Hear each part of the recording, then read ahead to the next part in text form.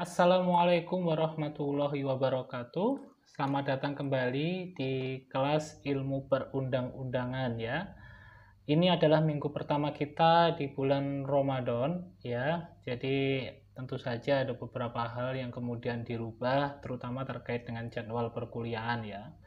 Kalau kemudian di minggu biasa, kita 3 SKS itu masing-masing 45 menit kali 3 ya. Ada 135 menit ya. Atau mungkin 2,5 jam kalau kemudian dikurskan ke jam.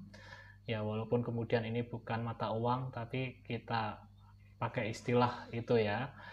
Nah, di bulan Ramadan ini tidak ada perbedaan yang terlalu signifikan dikarenakan selama ini materi terkait dengan perkuliahan saya itu memang rata-rata antara 20 menit sampai 30 menit dan kita biasanya menyelesaikan perkuliahan sebelum waktu yang telah ditentukan ya.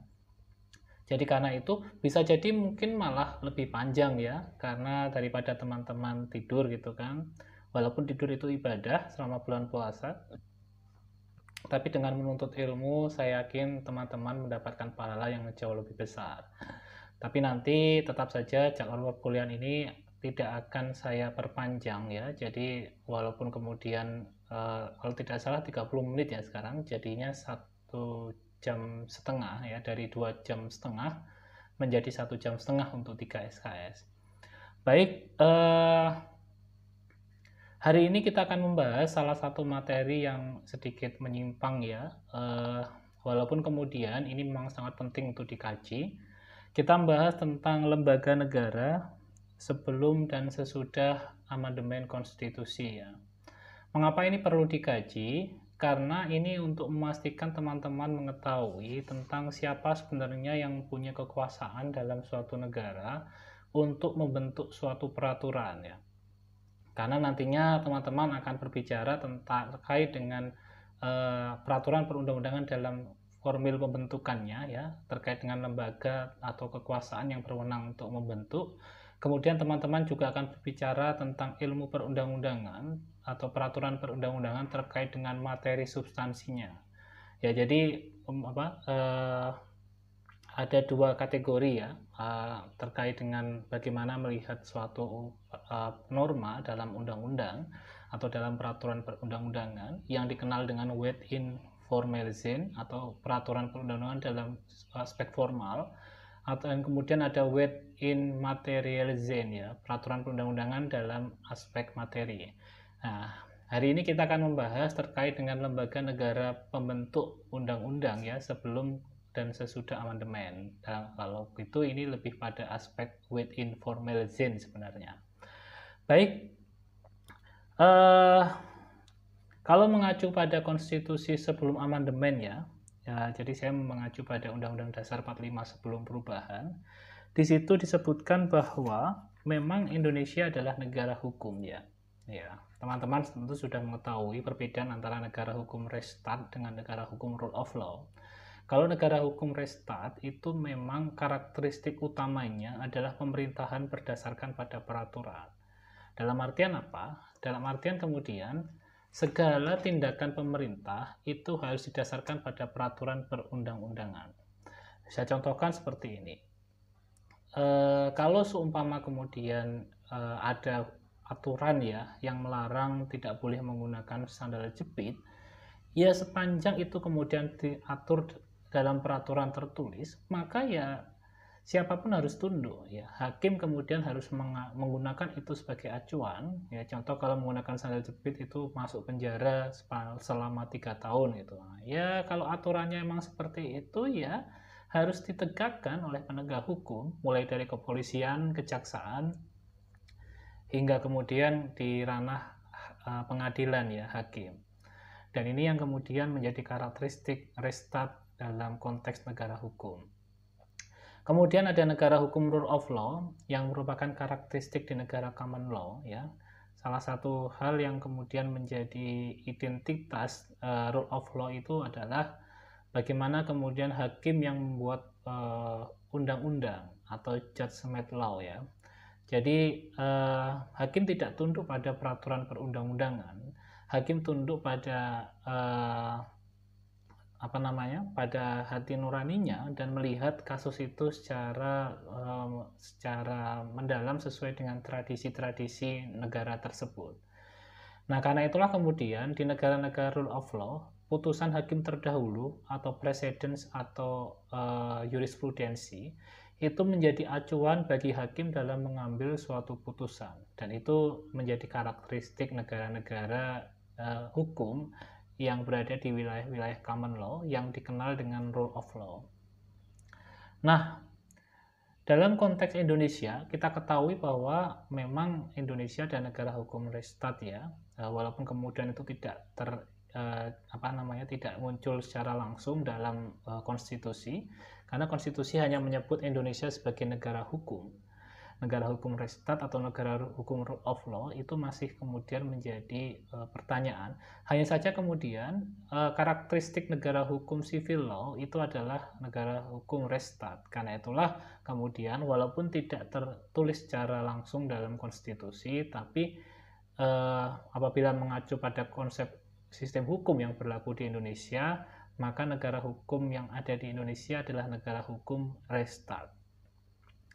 Nah, kalau kita mengacu pada konstitusi ya, tentu saja karena negara hukum restat, maka konstitusi atau peraturan perundang-undangan itu menjadi satu-satunya acuan. Nah, di situ disebutkan dalam konstitusi bahwa kekuasaan negara tertinggi adalah di tangan Majelis Permusyawaratan Rakyat ya. Di konstitusi sebelum amandemen atau Undang-Undang Dasar 1945 sebelum amandemen, di situ disebutkan memang kedaulatan tertinggi ada di tangan rakyat dan kemudian diwakilkan kepada Majelis Permusyawaratan Rakyat ya.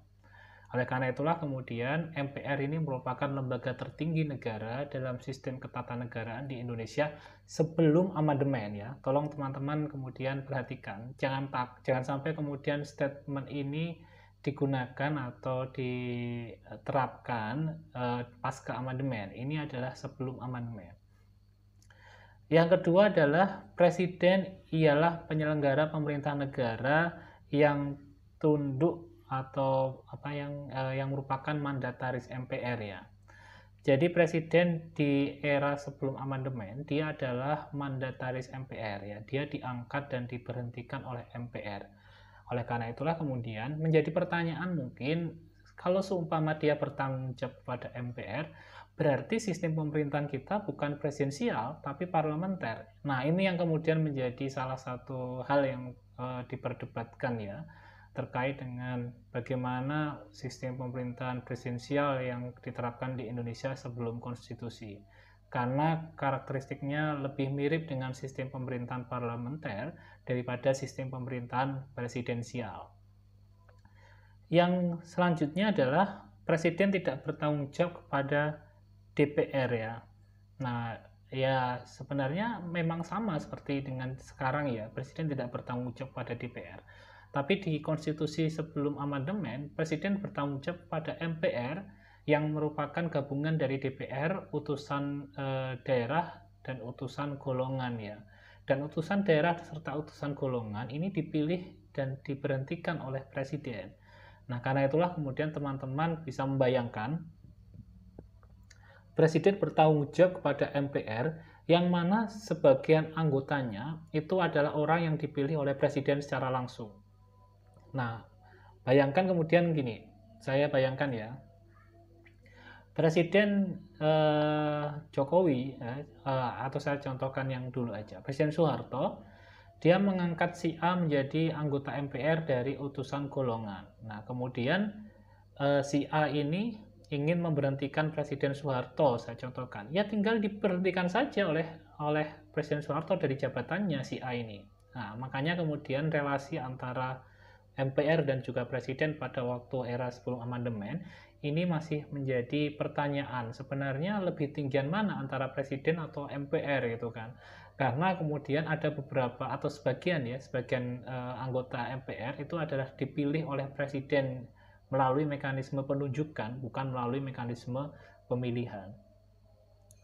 Nah, selanjutnya adalah menteri ialah pembantu presiden ya. Ya sama seperti di era sekarang sebenarnya. Kemudian kekuasaan kepala negara tidak tak terbatas, ya, berarti memang dibatasi. Kalau tidak tak terbatas, kalau tidak terbatas itu tidak ada batasannya. Kalau tidak tak terbatas itu ada batasannya.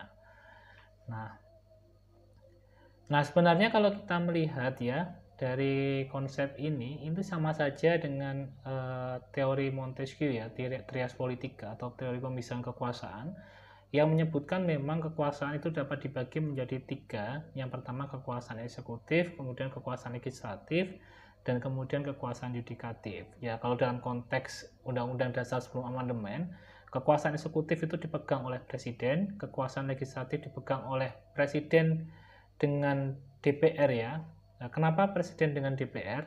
Karena kemudian kekuasaan pembentuk undang-undang itu ada di presiden ya.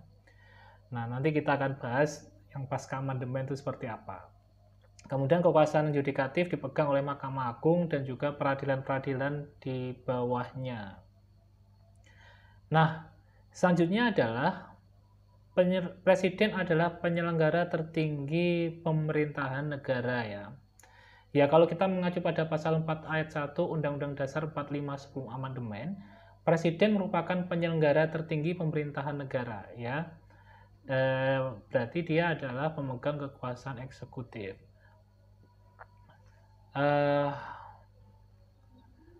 Kemudian yang kedua adalah presiden penyelenggara pemerintahan perundang-undangan ya.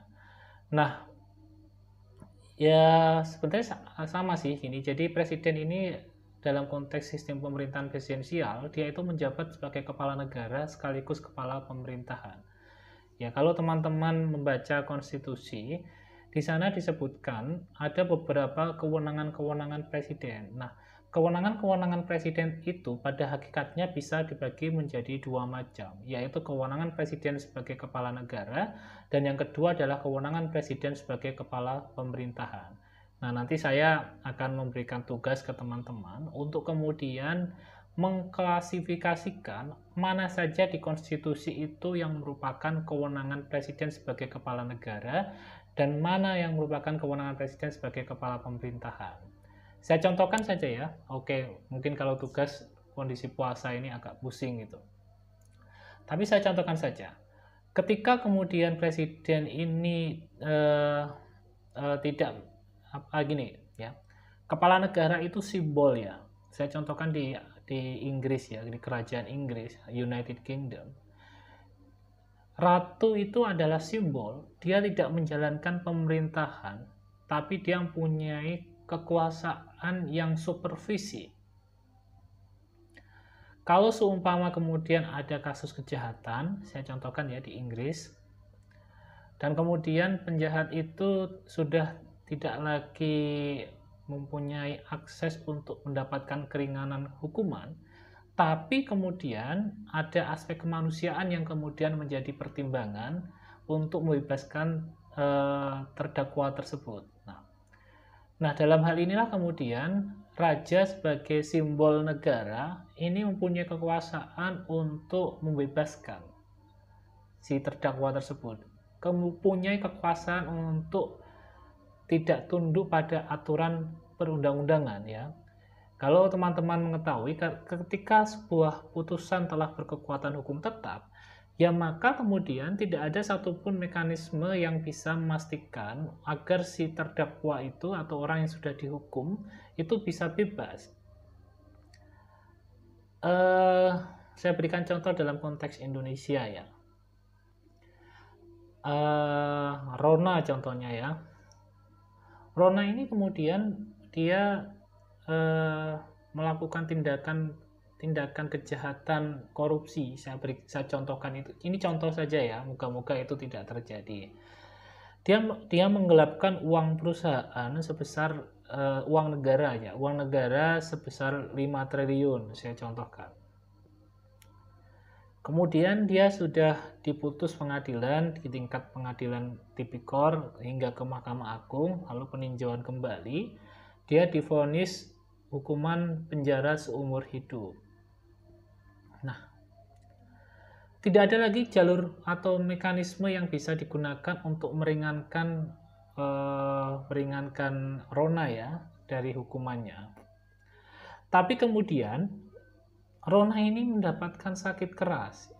Dia sudah divonis akan ya ini contoh saja ya Rona ya, mohon maaf. Mungkin divonis akan meninggal dalam waktu 1 bulan 2 bulan ya.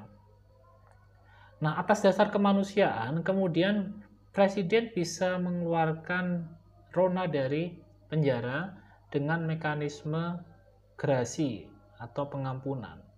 Nah, itulah sebenarnya kewenangan presiden sebagai kepala negara.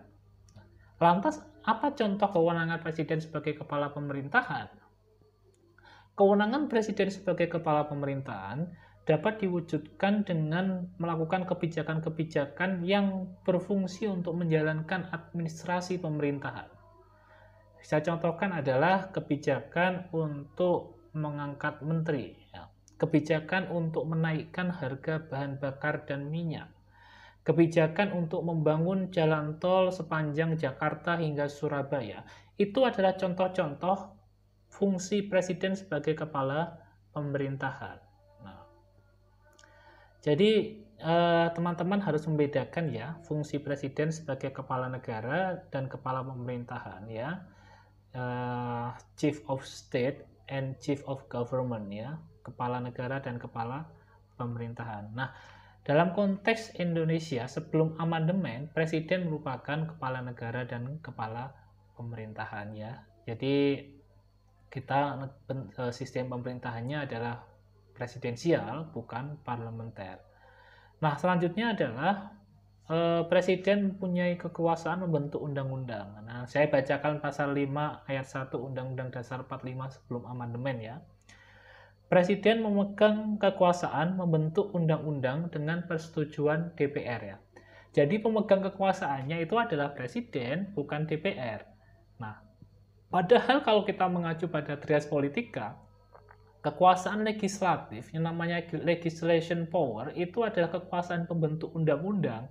Nah, tapi kalau dalam konteks sistem pemerintahan presidensial yang ada di Indonesia sebelum amandemen, kekuasaan pembentuk undang-undang itu justru ada di tangan presiden. Nah, tapi itu harus mendapatkan persetujuan dari DPR. Tapi ini agak lucu juga. Jadi kesannya adalah DPR yang justru kemudian membantu presiden dalam pembentukan undang-undang, bukan kemudian presiden yang membantu DPR ya. Kekuasaannya tetap ada presiden dan kemudian DPR ini berfungsi sebagai fungsi kontrol saja kalau dalam Undang-Undang Dasar 45 sebelum amandemen.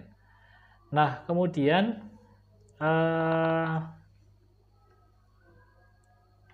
ya saya lanjutkan ke lembaga-lembaga negara lainnya ya sebelum amandemen konstitusi. Jadi selain MPR, DPR, Presiden yang sudah saya sebutkan tadi ya, ada beberapa lembaga negara lainnya yang diatur dalam konstitusi seperti BPK, kemudian ada Dewan Pertimbangan Agung ya. Teman-teman kalau sempat baca konstitusi sebelum amandemen ya. Jangan hanya baca konstitusi pasca amandemen, tapi saya yakin yang konstitusi pasca amandemen pun jarang baca juga ya. Jadi saya minta untuk kemudian semakin rajin membaca. Nah, kalau menurut Prayudi Atmosudirjo ya, kekuasaan negara sebelum amandemen ini dapat dibagi menjadi beberapa, ada 8 kekuasaan ya. Yang pertama kekuasaan konstitutif itu adalah MPR, kemudian kekuasaan legislatif ini adalah Presiden dan DPR, kemudian kekuasaan eksekutif adalah Presiden, pemerintah ya, kemudian kekuasaan administratif ini adalah Presiden juga, kemudian kekuasaan militer adalah Presiden, kekuasaan yudikatif adalah Mahkamah Agung, kekuasaan konsultatif adalah Dewan Pertimbangan Agung, kemudian kekuasaan inspektif adalah Badan Pemeriksa Keuangan. Baik, sekarang kita masuk ke lembaga negara sesudah perubahan Undang-Undang Dasar 1945. Oke. Ya, kalau teman-teman saya pikir sudah sering ya mendapatkan materi terkait dengan lembaga negara sesudah amandemen. Ya, kalau mengacu pada pasal 1 ayat 3, tidak ada perubahan yang secara signifikan. Negara Indonesia tetaplah negara hukum ya.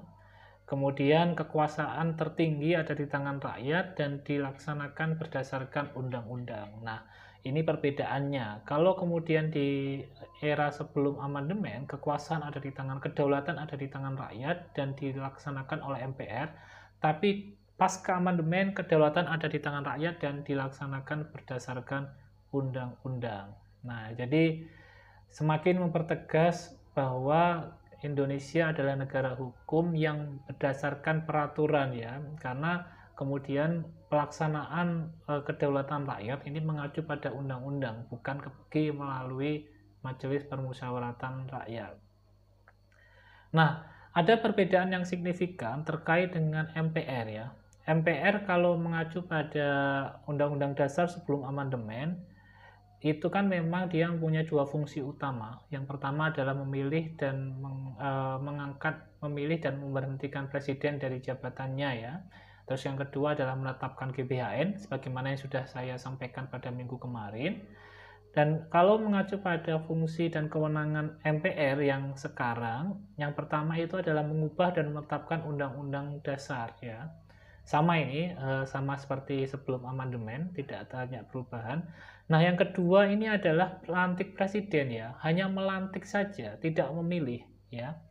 Nah, kemudian memberhentikan presiden dan wakil presiden dari jabatannya sesuai dengan konstitusi ya. Kalau ada alasan-alasan yang memungkinkan presiden diberhentikan dari jabatannya, itu bisa kemudian MPR memberhentikan. Yang pertama adalah karena adanya pemberontakan ya, pengkhianatan ya, pengkhianatan, kemudian korupsi, kemudian tindak pidana berat lainnya, terus perbuatan tercela ya, itu bisa kemudian diberhentikan dari jabatannya. Yang selanjutnya adalah memilih wakil presiden dalam hal terjadi kekosongan ya. Contoh wakil presiden meninggal dunia, maka MPR baru mempunyai kewenangan untuk memilih ya. Mungkin daripada pemilu lagi capek gitu kan, mendingan kemudian dipilih oleh MPR. Yang selanjutnya adalah memilih presiden dan wakil presiden dalam hal terjadi kekosongan sesuai pasal 8 ayat 2 dan ayat 3 Undang-Undang Dasar 1945. Ya, kalau teman-teman membaca konstitusi ya di pasal 8, kalau terjadi kekosongan maka kekuasaan akan diambil oleh 3 menteri ya, yang dikenal dengan triumvirat, yaitu Menteri Dalam Negeri, Menteri Luar Negeri, dan Menteri Pertahanan, dan mereka memerintah secara bersama-sama ya, secara berbarengan, sampai kemudian MPR memilih presiden dan wakil presiden secara bersamaan ya. Nah, kemudian presiden merupakan penyelenggara pemerintah negara, itu sama seperti konstitusi sebelum amandemen. Nah, itu tercantum pada pasal 4 ya, pasal 4 konstitusi. Kemudian perubahan pada pasal 5, kalau sebelumnya presiden memegang kekuasaan pembentuk undang-undang, ini dirubah presiden berhak mengajukan rancangan undang-undang ya. Posisinya sekarang lebih tinggian DPR daripada presiden terkait dengan kekuasaan membentuk undang-undang. Ini yang bedakan antara konstitusi sebelum amandemen dan konstitusi pasca amandemen. Nah, selanjutnya kekuasaan kepala negara tidak tak terbatas ya. Bahkan kemudian ada pasal 7C konstitusi yang menyebutkan bahwa presiden tidak berhak membukukan atau membubarkan DPR ya. Nah, ini pengalaman Gus Dur sebenarnya. Pada waktu itu Gus Dur mengeluarkan maklumat untuk membubarkan Dewan Perwakilan Rakyat. Nah, karena takut mungkin nantinya kalau ada presiden yang seperti itu lagi, sekalian saja dibuat pasalnya di pasal 7C gitu kan, bahwa presiden tidak mempunyai hak untuk membubarkan DPR. Yang selanjutnya adalah presiden penyelenggara tertinggi pemerintah negara dan presiden penyelenggara pemerintahan dan perundang-undangan ya, sama seperti sebelum amandemen. Presiden adalah kepala negara sekaligus kepala pemerintahan. Nah, selanjutnya adalah ada beberapa lembaga-lembaga baru yang dibentuk di konstitusi ini, konstitusi pasca amandemen, yaitu 2 lembaga kekuasaan kehakiman yang baru dan 1 lembaga kekuasaan legislatif ya. Kekuasaan legislatif yang baru adalah Dewan Perwakilan Daerah. Ini sebenarnya adalah mungkin pengganti dari utusan daerah, tapi kalau utusan daerah pada waktu itu dipilih oleh presiden, Dewan Perwakilan Daerah dalam konteks ini dipilih melalui pemilihan umum ya. Nah, itu membedakan antara utusan daerah dengan Dewan Perwakilan Daerah. Selanjutnya adalah kemudian di kekuasaan kehakiman ada dua lembaga baru di pasal 24B dan 24C Konstitusi. Yang pertama adalah Komisi Yudisial dan yang kedua adalah Mahkamah Konstitusi. Nah, ketika kita berbicara dua lembaga ini, memang menjadi salah satu hal yang menarik ya dalam konteks hukum tata negara. Kenapa? Karena saya contohkan saja Komisi Yudisial ini dibentuk untuk mengawasi hakim, ya, untuk mengawasi hakim. Dia dibentuk untuk memastikan bahwa kemudian hakim yang hakim yang kemudian menjalankan aktivitas-aktivitas peradilan itu tidak melanggar kode etik hakim. Saya contohkan kemudian hakim yang membuat putusan atau hakim bertemu dengan pihak yang bersengketa. Nah, itu kan melanggar kode etik. Hanya saja memang kemudian hakim Komisi Yudisial dan Mahkamah Agung ini seringkali mempunyai persepsi yang berbeda.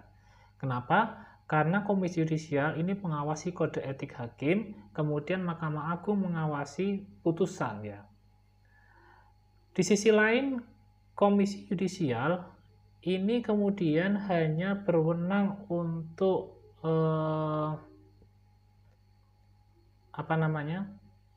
untuk mengawasi kode etik saja, tapi dia hanya berwenang untuk merekomendasikan pemberhentian hakim, tapi dia tidak berwenang untuk memutus pemberhentian tersebut. Yang punya kewenangan adalah Mahkamah Agung. Nah, di sisi lain Mahkamah Agung kerap kali punya persepsi yang berbeda terkait dengan apakah benar terjadi pelanggaran kode etik hakim, karena menurut dia ini bukan pelanggaran kode etik tapi terkait dengan masalah putusan. Nah, karena itulah kemudian kita kerap kali melihat bahwa rekomendasi Komisi Yudisial ini tidak diindahkan oleh Mahkamah Agung. Nah, karena itulah Komisi Yudisial menjadi salah satu lembaga pasca amandemen yang berfungsi tidak optimal. Nah, salah satu lembaga lainnya yang kita ketahui adalah Mahkamah Konstitusi. Nah, Mahkamah Konstitusi ini memang dibentuk dengan 4 kewenangan, ya. Yang pertama adalah menguji undang-undang terhadap undang-undang dasar. Yang kedua adalah memutus sengketa kewenangan lembaga negara yang kewenangannya diatur dalam konstitusi. Yang ketiga adalah memutus bubaran partai politik. Dan yang keempat adalah memutus perselisihan hasil pemilihan umum. Ya, dia dilimitasi kewenangannya oleh konstitusi. Nah, akhirnya kemudian ya dia hanya memutus empat perkara tersebut saja, dan kemudian ada beberapa persoalan-persoalan konstitusional yang sampai sekarang kemudian masih belum diketahui bagaimana solusinya. Saya contohkan adalah terkait dengan status staf MPR yang kemudian tidak bisa diuji oleh Mahkamah Konstitusi. Nah, mungkin itu dulu dari saya. Nanti kita akan lanjutkan di sesi kuis, ya. Mekanismenya sama seperti minggu kemarin. Saya memberikan pertanyaan, kemudian teman-teman menjawab. Nah, kemudian nanti ya ini sistemnya adalah Q1, ya. Saya tidak menunjuk orang berdasarkan preferensi gitu kan. Wah, ini orangnya nyebelin gitu kan. Wah, ini orangnya gimana gitu. Tapi saya menggunakan pengajak online, ya kan, untuk memastikan bahwa orang yang kemudian kebetulan ya beruntung untuk saya berikan pertanyaan harus siap gitu. Jadi siapapun saya harap harus siap untuk ketika kemudian siapa tahu nomor absennya muncul dalam sesi tanya jawab kuis. Baik, terima kasih. Cukup sampai di sini terlebih dahulu. Wallahu muwaffiq ila aqwamit thoriq. Wassalamualaikum warahmatullahi wabarakatuh.